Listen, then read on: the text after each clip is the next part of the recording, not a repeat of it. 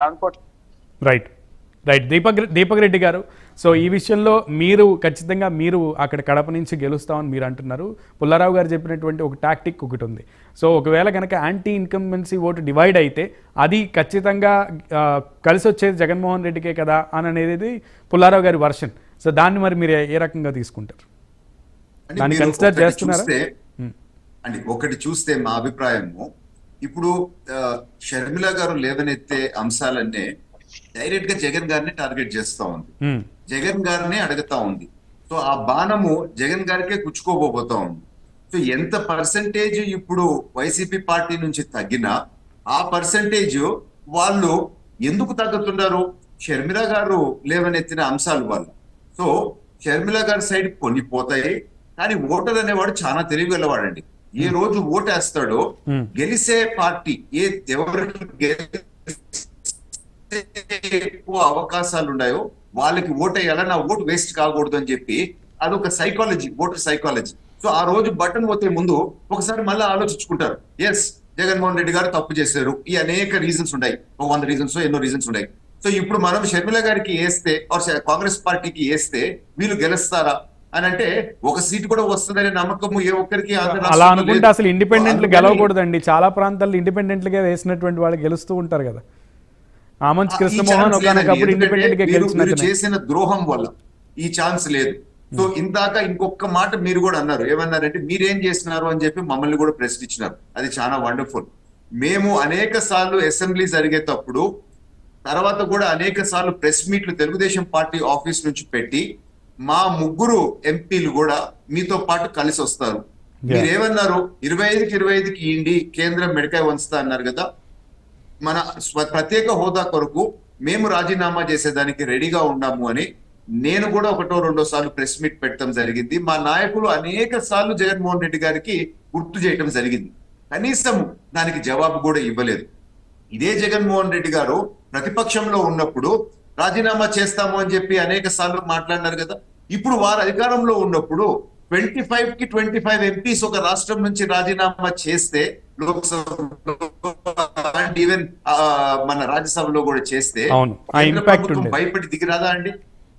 So మేము request చేసినాం, మేము రెడీ అని అంటే కూడా వాళ్ళు అనలేదు. సరే, ఇప్పుడు మీకు 24 సీట్లు వస్తాయి అంటున్నారు. మీ స్ట్రాటజీ, మీ స్టాండ్ ఏంటి ప్రత్యేక హోదా విషయం? Our stand is very clear. ఈ విధంగా జరుగుతుంది, ఆంధ్ర రాష్ట్రానికి అన్యాయం జరిగింది. ఈ జగన్మోహన్ రెడ్డి గారి ఈ 5 సంవత్సరాల పాలనలో రాష్ట్రం 20 సంవత్సరాలు వెనక్కి పోయింది. సో దయచేసి మోదీ గారు మీరు ఇవన్నీ కన్సిడర్ చేసి, సో యూ హ్యావ్ టు ఈ రాష్ట్రానికి మరి ఎక్కువ చేయాలా అని చెప్పి ఖచ్చితంగా చంద్రబాబు నాయుడు గారు అడుగుతున్నారు. సో ఈవెన్ ఇదే రియలైజేషన్ బీజేపీ పార్టీలో కూడా ఉంది. వాళ్ళు కూడా అంటున్నారు 20 సంవత్సరాలు వెనక్కి పోయింది అని.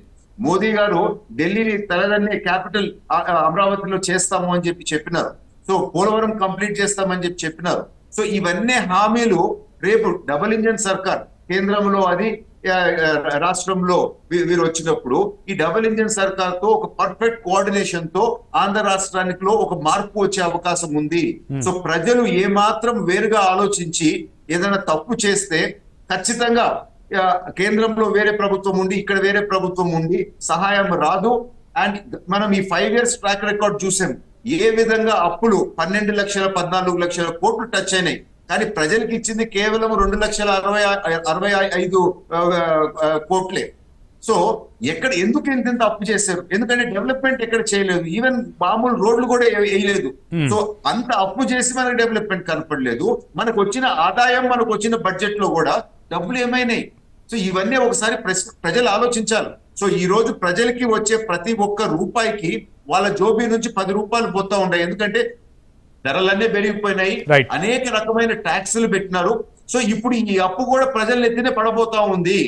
సో తెలుగుదేశం పార్టీ టైంలో ఉన్న పథకాలు దాదాపు 120 పథకాలు రద్దు చేశారు. సో అవి రద్దు చేయకుండా ఉంటే ప్రజలకు బెనిఫిట్ పొందుండేది కదా.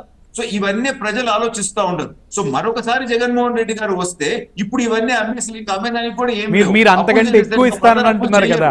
దీపక్ రెడ్డి గారు, మీరు అంతకంటే ఎక్కువ హామీలు ఇస్తానంటున్నారు, ఎక్కువ అమౌంట్ ఇస్తానంటున్నారు.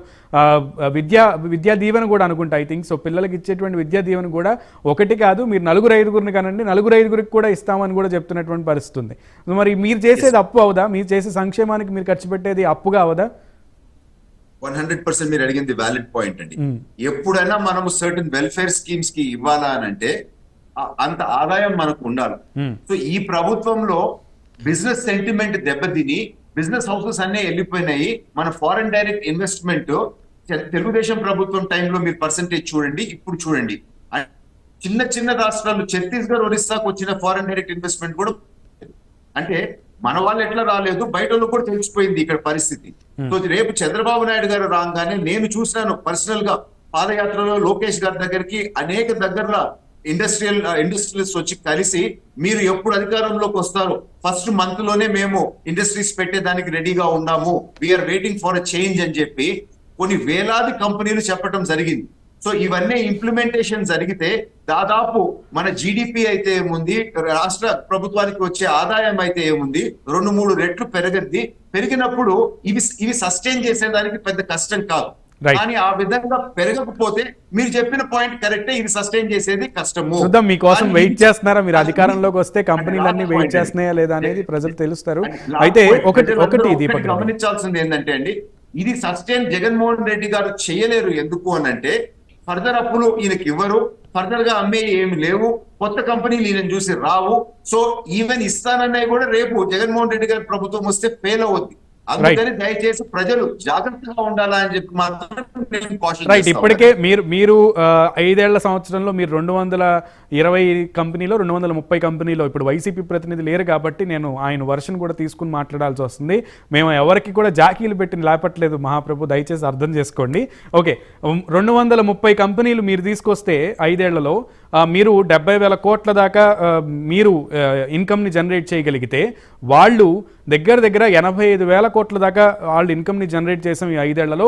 అందులోనూ ఇండస్ట్రీస్కి సంబంధించే 130 కంపెనీల దాకా మేము తీసుకొచ్చాం. 130 కంపెనీలతోనే 85,000 పైచిలుకు 85,000 కోట్ల పైచిలుకు పెట్టుబడులు మేము తీసుకొచ్చాం రాష్ట్రానికి అని చెప్తున్నటువంటి పరిస్థితి ఉంది. సో దాన్ని మీరు మరి దానికి మీరు ఆన్సర్ ఎలా ఇస్తారు? వైసీపీ వాళ్ళ అద్భుతం ఏంటంటే అండి, ఇదే ప్రభుత్వానికి ఆర్టీఐలో మేము లెటర్లు పెట్టినాం. పలాని పీరియడ్ లో పలాని మీరు చేసిన ఫేర్స్ కూడా ఏదో చేశారు కదా, ఇన్వెస్ట్మెంట్ సమిట్స్ కూడా, వీటిల్లో ఇన్వెస్ట్ అయిన వాటిల్లో ఎంత జాబ్ జనరేషన్ వచ్చింది అని అంటే ఆర్టీఐలోనే ఒక సర్టన్ దాంతో 17 జాబ్స్ వచ్చినాయని వాళ్ళే ఇచ్చినారు, వాళ్ళు ఇచ్చిన ఆర్టీఐలోనే. కానీ ఇదే వైసీపీ ప్రభుత్వము చట్టసభల్లో నేను కూడా మెంబర్ ఉండేను, నేను కూడా కాగితం చూస్తున్నాను.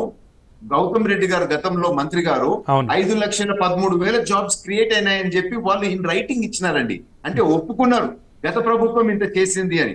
కానీ వీళ్ళు ఇచ్చిన ఆర్టీఐ లెటర్లలో మాత్రము రాలేదని వచ్చింది, కానీ వీళ్ళు నోటికి మాత్రం మేము చేసినాము అని చెప్పి చెప్తున్నారు. సో క్లియర్ కట్ ఈ రోజు మీరు చూడండి, పర్ క్యాపిటల్ ఇన్కమ్ చూసుకున్నా, కొనుగోలు శక్తి చూసుకున్నా, జిఎస్డిపి వాళ్ళు ఎగ్జాంపుల్ గా చూపిస్తున్నారు స్టేట్ నెంబర్ 1 లో ఉందని. మీరు ఏ బిజినెస్ మ్యాన్ అన్నా అడగండి అండి, ఎంత ఇప్పుడు మేము ఊరికే గాల్లో మాట్లాడుతులేదు. రైట్ పుల్లారావు గారు I got you Deepak Reddy గారు, పుల్లారావు గారు టీడీపీ వర్షన్ ఈ విధంగా ఉంది, వైసీపీ ఏమో మేము ఇండస్ట్రీస్ ని తీసుకొచ్చాము, ప్రతి వర్గం వాళ్ళు ఇబ్బందులు పడతా ఉంటారు. మేము ఇచ్చే పథకాలు ఆ ఇబ్బందులు తీర్చే విధంగా రీస్ట్రక్చర్ చేసి, so to some degree technical గా ఇది ఎంతవరకు వర్కౌట్ అవుతుంది అనేది మనం మాట్లాడే ప్రయత్నం చేద్దాం. అనలైజ్ చేస్తారు పుల్లారావు గారు.